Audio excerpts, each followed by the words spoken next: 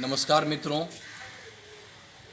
आज ये हमारा 7वां एपिसोड है और थोड़े से समय में मैं ये बताना चाहता हूँ कि कर्म से कैसे मुक्त हुआ जाए। सांसारिक कर्म करते हुए उससे कैसे मुक्त हो जाए। संसार में जन्म हुआ है तो कर्म करना ही पड़ेगा। कर्म से कैसे मुक्त हो जाए। अगर कोई व्यक्ति कोई कार्य भी नहीं कर रहा, सांसारिक कार्य नहीं कर रहा है, वो सारा दिन घर में बैठा हुआ है, फिर भी वो बैठे बैठे कर्म कर रहा है। उपनिषद के अनुसार अगर मैं श्वास ले रहा हूँ तो वो भी कर्म है। सारे कर्म परिणामी हैं, सबका परिणाम है। यह संसार कर्म एवं भोग के पगडंडी पे चल रहा है। अष्टावक्र राजा जनक को उपदेश देते हुए कहते हैं, हे जनक, यह 5 तत्व से शरीर बना है। आग, हवा, पानी, क्षितिजल, पावक, गगन, संध्या। ये 5 तत्व हैं। आग है, हवा है, पानी है, आकाश है। इनमें से तुम कोई भी नहीं हो। न तुम हवा हो, न अग्नि हो, न आकाश हो। तुम इनमें से अलग जानो अपने को। ये बहुत बड़ी बात है। आग, हवा, पानी, ये 5 तत्व से जो शरीर हमारा बना, मैं ये नहीं हूं। इसी 5 तत्व से ये संसार भी है। मिट्टी है, धरती है, आकाश, सारा ये 5 तत्व का ही है। सारे 5 तत्व में ही है। तुम इससे अलग हो, हे जनक, तुम इससे अलग हो। और उन्होंने कर्म के बारे में बताया कि कर्म से कैसे मुक्त हो जाऊं। यह राजा जनक का प्रश्न था कि कैसे मुक्त हो जाऊं, कि मैं कर्म भी कर लूं और उसके बंधन में ना पड़ूं।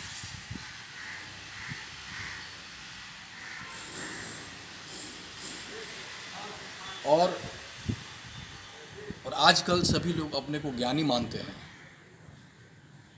सबके पास ज्ञान है, ज्ञान से कोई खाली नहीं है। बुद्ध ने इसको प्रमाद कहा है, झूठा ज्ञान। बुद्ध ने इसी को प्रमाद कहा है। प्रमाद का मतलब कि जो धोखा देता है ज्ञान का,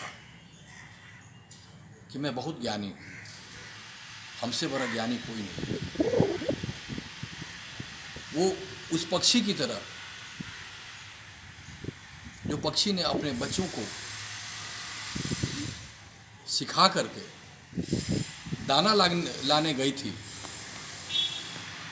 कि अपने बच्चों को बता के गई थी कि शिकारी आएगा, जाल बिछाएगा, दाना डालेगा, लेकिन लोभ में फंसना नहीं। उसकी माँ ने बता करके गई थी दाना लाने के लिए। अब बच्चे वो गीत बना लिए उसको कि शिकारी आएगा, जाल बिछाएगा, दाना डालेगा, लोभ में फंसना नहीं। शिकारी आ गया था और वो दूर से देख रहा था, ये सही मौका है, ये लोग गा रहे हैं। वो शिकारी का मतलब काल। शिकारी आ गया और जाल बिछाया और दाना भी डाला, और सारे पक्षी गा रहे हैं कि शिकारी आएगा, जाल बिछाएगा, दाना डालेगा, लोभ में फंसना नहीं। तो सारे पक्षी उसमें फंस गए। अब फंसे हुए हैं, अब फिर भी गा रहे हैं कि शिकारी आएगा, जाल बिछाएगा, दाना डालेगा, लोभ में फंसना नहीं। तो ज्ञान का एक अपना घमंड है। और आज सबको है। सबको, मैं किसको बोलूं किसको नहीं है, किसको है। सबको अपने अपने ज्ञान पे घमंड है कि मैं बहुत ज्ञानी हूं, मैं तो बहुत जानता हूं, मुझे तो इसकी कोई ज़रूरत ही नहीं है। यह स्वप्न है, यह सुख का स्वप्न है कि मैं बहुत ज्ञानी हूं। उसमें कोई ब्रह्म ज्ञानी उसको जगाने की कोशिश करेगा, उसके ज्ञान को गिराने की कोशिश करेगा, तो उसे बहुत दुख होगा। कि ये मुझे उपदेश दे रहे हैं। क्योंकि सुख में कोई स्वप्न, सुख के स्वप्न को जब कोई तोड़ता है, कोई संत सुख के स्वप्न को जब तोड़ते हैं तो दुख होता है। जब आप काफ़ी दुखी हैं, दुख के स्वप्न में हैं, तो कोई जगाता है तो आप उसे धन्यवाद देते हैं। सुख के स्वप्न में कोई जगाता है तो आप उसे डांट देते हैं कि कितनी अच्छी नींद आ रही थी, आपने मुझे जगा दिया। क्योंकि आप सुख के स्वप्न देख रहे हैं। स्वप्न दोनों है, दुख को भी स्वप्न में ही गिनती में आता है और सुख को भी स्वप्न के ही गिनती में आता है। तो जब तक आत्मज्ञान नहीं होगा तब तक कुछ भी संभव नहीं है। इस प्रमाद, बुद्ध ने कहा, प्रमाद में कब तक लगे रहोगे, प्रमाद से ऊपर उठो। यही अविद्या है। अविद्या, बुद्ध ने उसको प्रमाद कहा है। हमारे हिंदू धर्म के शास्त्र अविद्या बोलते हैं। अविद्या है जो धोखा देता है ज्ञान का। वो ज्ञान नहीं है, वो आचरण है ही नहीं। मैं एक बौद्ध भिक्षु की कहानी के माध्यम से बताता हूँ कि जीवन का सार। उन्होंने एक प्रश्न किया। एक बौद्ध भिक्षु थे। ये कहानी बुद्ध के समय की है। एक साधु के आश्रम में एक जिज्ञासु आया और आकर के उसने कहा, जो वहाँ के महात्मा थे, जो गुरु थे, उनसे कहा कि क्या ईश्वर है? तो वो जो साधु थे, जो गुरु थे, उन्होंने कहा कि ये तू जानकर क्या करेगा, ईश्वर है कि नहीं? क्या तू ईश्वर को जानना चाहता है? तो उसने कहा कि जब मैं आपके पास आ ही गया हूं तो मैं ईश्वर को ही जानना चाहता हूं।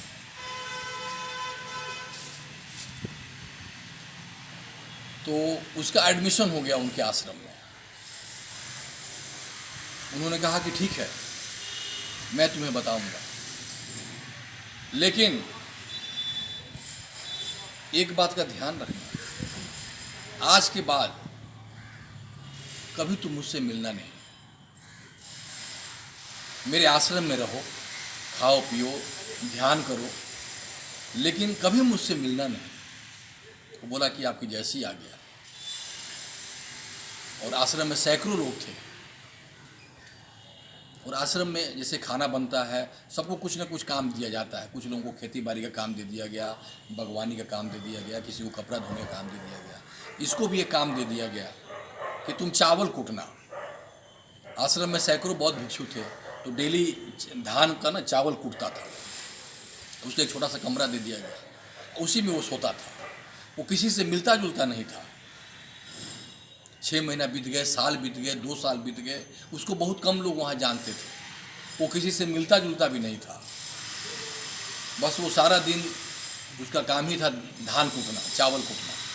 वो कूटता रहता था, कूटता रहता था, कूटता रहता था, लेकिन किसी से मिलता नहीं था। थक जाता था तो वहीं सो जाता था। सिर्फ खाना खाने के लिए ग्रुप में आता था। सब बीतता गया। 4 साल हो गए, 5 साल हो गए, 11 साल हो गए। 11 साल बीत गए, वो चावल कूटता ही रहा।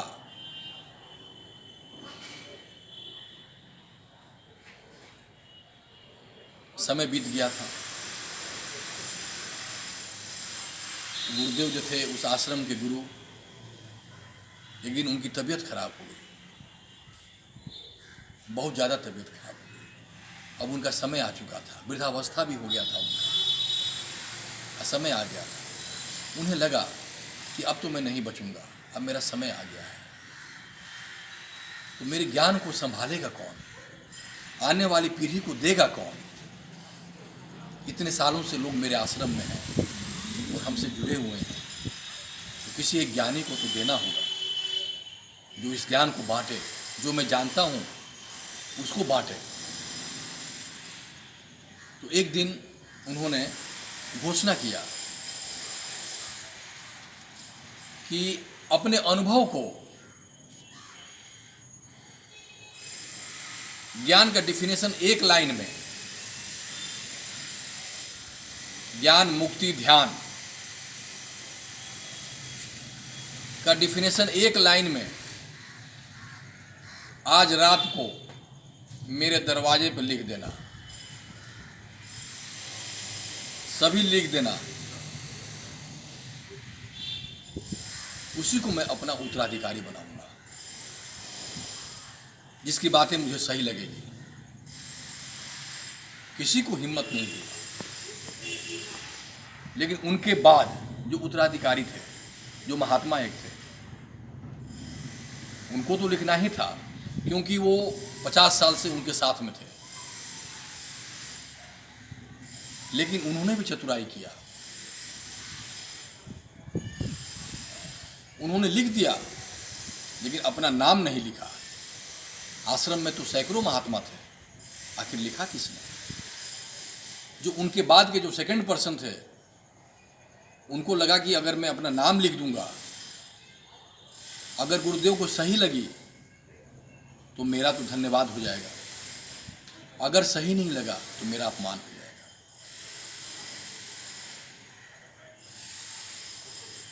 तो उन्होंने लिख दिया लेकिन अपना नाम नहीं लिखा। उन्होंने क्या लिखा? उन्होंने लिखा कि मन एक दर्पण है, इसमें काम का, क्रोध का, लोभ का, मोह का धूल जम जाती है, इस धूल को झाड़ देना ही ध्यान है। उन्होंने बस यही एक लाइन में लिखा कि मन एक दर्पण है, इसमें काम, क्रोध, लोभ, मोह, अहंकार का धूल जम जाता है, इस धूल को झाड़ लेना ही ध्यान है, और वही ज्ञान है। लिख दिया, लेकिन उन्होंने अपना नाम नहीं लिखा। सब लोग सुबह गुरुदेव उठे, सुबह नाश्ता करने के लिए जब उठे, बाहर आए तो देखे कि दीवार पे कुछ लिखा हुआ है। वो देखते ही गुस्सा हो गए। वो बोले, किस बेवकूफ ने मेरे दीवार को गंदा कर दिया? जो उनके बाद के जो दूसरे महात्मा थे, उनके उत्तराधिकारी, उन्होंने तो अपना नाम नहीं लिखा था, तो वो बच गए। मन ही मन खुश हो रहे थे कि चलो अच्छा है कि हमने नाम नहीं लिखा अपना। किसी ने कोई कुछ नहीं बताया, सभी लोग चुप थे। उनके खिलाफ बोले कौन? सारे छोटे महात्मा लोग जानते थे कि किसने लिखा है, लेकिन किसी का हिम्मत नहीं हुआ बोलने का, किसी ने बोला भी नहीं। बात वहीं खत्म हो गई। जो गुरुदेव थे वो भी चुप रहे। वो जो चावल कूटने वाला व्यक्ति था, वो चावल कूट रहा था कमरे में। दो महात्मा वहां से गुजर रहे थे, बात करते ही हुए कि गुरुदेव आज नाराज हो गए हैं और किसी के पास कोई जवाब नहीं है। तो वो सुन लिया, जो 11 साल से कमरे में बंद था, चावल कूट रहा था, उसने सुन लिया। तो वो हंस दिया। वो दोनों महात्मा को देख करके वो हंस दिया। तो जब वो हंसा, क्योंकि हंसना उसका आश्चर्य की बात थी, 11 साल से कभी हंसा नहीं था वो, किसी को देखकर या किसी की बातें सुनकर कभी नहीं हंसा था। वो पहली बार 11 साल में हंसा था। वो दोनों महात्मा बोले कि तुम हंस रहे हो, क्या तुम्हारे पास इसका जवाब है? उसने कहा कि हाँ, मेरे पास इसका जवाब है,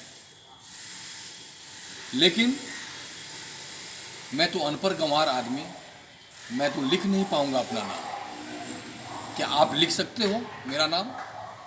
उसने कहा हाँ, मैं लिख दूंगा। जब रात में गुरुदेव सो गए आश्रम में, तो बोला कि लिख दो जो मैं बता रहा हूँ। जो पहले महात्मा ने जो लिखा था उसका उल्टा। इसने लिखा कि मन का कोई दर्पण नहीं होता, तो इसमें धूल जमेगी कहां? इसको जो जान लेता है, इसको जो जान लेना, जो जान लिया वही ज्ञानी है, वही मुक्त है। मन का कोई दर्पण नहीं होता, इसमें धूल जमेगी कहां?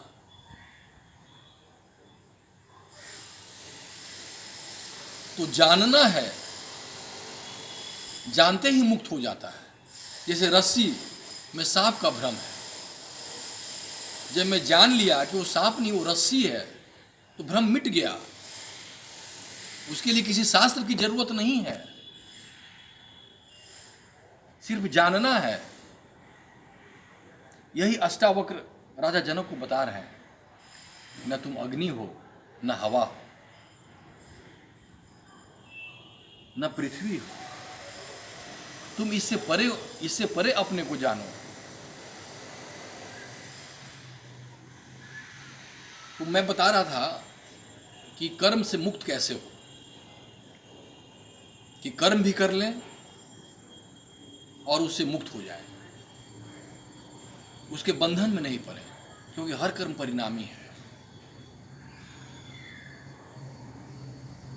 जैसे यह जीवन काल कोठरी के समान है, काजल की कोठरी मान लीजिए, उस कोठरी में दाग लग ही जाएगा, काला दाग, कितना भी आप बचो, फिर उसमें से कैसे मुक्त हो।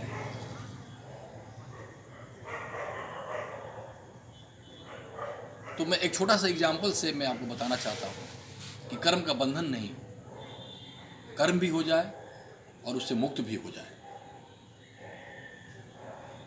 इसका एक उपाय है अभिनय। लाइफ इज ए ड्रामा, जीवन एक अभिनय है। जैसे रंगमंच पे राम की सीता खो जाती है, रामलीला हम लोग देखते हैं, तो राम की सीता खो गई। तो रंगमंच पे नाटक जब हो रहा होता है तो राम कैसे चिल्लाते हैं, हे सीते हे सीते। ये असली के जो राम है उनसे भी ज्यादा बेचैनी में ये राम चिल्लाते हैं, लेकिन उसका दुख इनको नहीं है, वो अंदर दुखी नहीं है। रंगमंच पे राम ने रावण को मारा, उसमें रावण भी दुखी नहीं है और मारने वाला भी दुखी नहीं है, क्योंकि वो जान रहे हैं कि मैं नाटक कर रहा हूं, यह नाटक है। जिस दिन आप जान लेंगे कि संसार नाटक है, तो किसी भी कर्म के बंधन से आप किसी भी कर्म के बंधन में नहीं पड़ेंगे। कर्म का लेप आपके ऊपर लगेगा ही नहीं, आप मुक्त रहेंगे और सारा कर्म भी हो जाएगा और कर्म से मुक्त भी रहेंगे। कुछ भी घटनाएं घट रही है तो आप उसको मान के चलिए कि यह एक नाटक है, अभिनय हो रहा है। संसार में सभी लोग अभिनय कर रहे हैं, सबको परमात्मा ने अभिनय करने के लिए दिया है, और आनंदित होकर अभिनय करें तो उसे एक तो कर्म के बंधन से मुक्त हो जाएगा और उसे दुख से भी ऊपर उठ जाएगा, उसे दुख भी नहीं होगा, सांसारिक दुख तो उसे टच भी नहीं करेगा।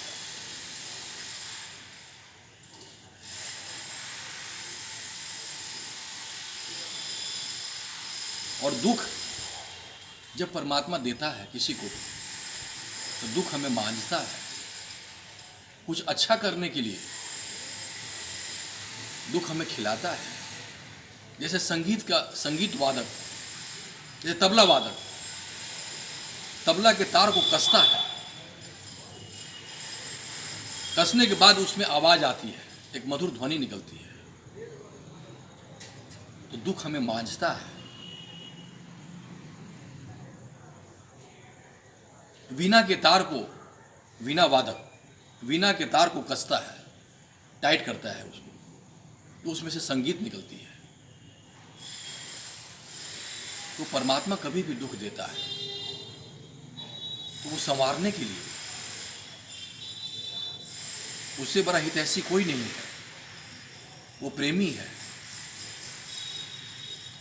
वो तुम्हें खोज रहा है, वो बोल रहा है कि तुम पीछे मुड़ो, तुम उसकी तरफ पीठ किए हुए हो, एक बार मुड़ जाओ। घर की वापसी, घर की तरफ मुड़ जाओ।